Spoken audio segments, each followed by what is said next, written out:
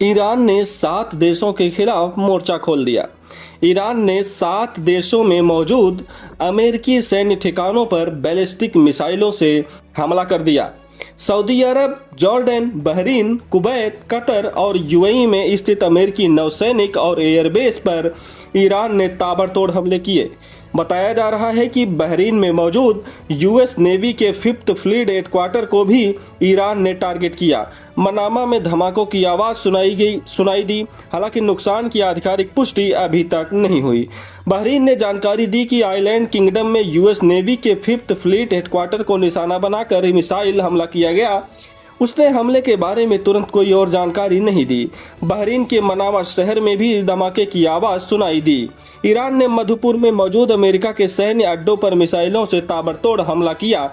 Iran ने UAE के अल दफरा airbase पर, कुवैत में मौजूद अमेरिका की आर्मी बेस, सऊदी अरब में मौजूद अमेरिकी बेस, बहरीन में मौजूद अमेरिकी बेस पर हमला किया। यहां तक कि कतर की राजधानी दोहा में भी धमाके की आवाज सुनी गई। दोहा में एयरबेस को बंद कर दिया गया। वहीं संयुक्त अरब अमीरात में भी ईरान ने हमला किया। कुवैत, यूएई और बहरीन में भी कई अमेरिकी सैन्य अड्डों पर ईरान ने हमला कर दिया। अच्छा, आपको बता दें कि इससे पहले अमेरिका और इजराइल ने ईरान के कई अहम ठिकानों पर हमला किया था। तेहरान में कई विस्फोट हुए, धुआं उठता दिखा और रिपोर्ट्स के मुताबिक ईरान के कई मिलिट्री ठिकानों पर इजराइल और अमेरिका ने निशाना बनाया और इसके जवाब में ईरान ने पहले इजराइल पर 70 बैलिस्टिक मिसाइलें दागी।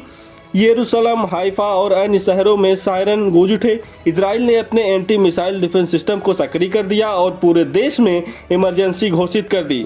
और इसके बाद 7 देशों में ईरान ने हमला किया। इन 7 देशों में अमेरिकी बेसिस पर ईरान ने हमला किया। सवाल यह है कि जिन 7 देशों की जमीन पर अमेरिकी ठिकाने हैं, अब वो क्या करेंगे?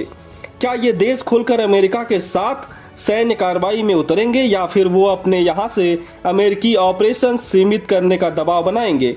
खाड़ी देशों के लिए स्थिति बेहद नाजुक है, क्योंकि एक तरफ उनकी सुरक्षा अमेरिका से जुड़ी है तो दूसरी तरफ वो ईरान के साथ सीधे युद्ध से बचना भी चाहते हैं।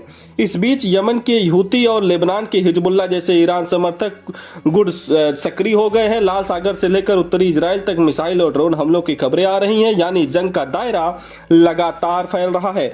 अगर ये टकराव और बढ़ता है तो तेल आपूर्ति, वैश्विक बाजार और क्षेत्रीय स्थिरता पर सीधा असर पड़ेगा। फिलहाल पूरी दुनिया की नजर इस बात पर है कि अमेरिका और उसकी सहयोगी देश अगला कदम क्या उठाते हैं।